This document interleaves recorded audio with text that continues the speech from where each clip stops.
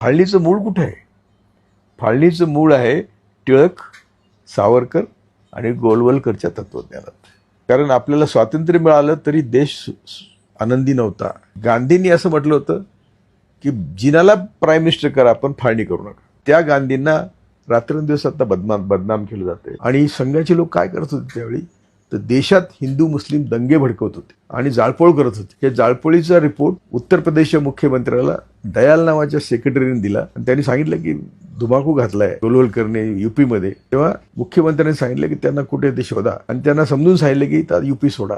त्यांच्यावर खटले भरले नाहीत.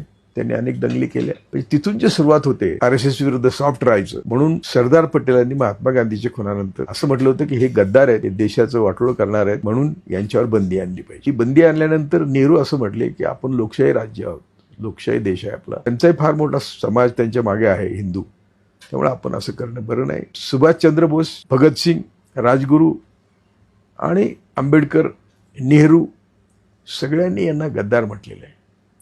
नेहरू तर असं म्हटले होते की हे असे आहेत की आपण जर पूर्वेला चाललो म्हणलं, ते जर RSS म्हणलं पूर्वेला चाललो तर आपण दुसऱ्या 3 दिशात शोधायला पाहिजे. ही झाली 15 ऑगस्टची पार्श्वभूमी.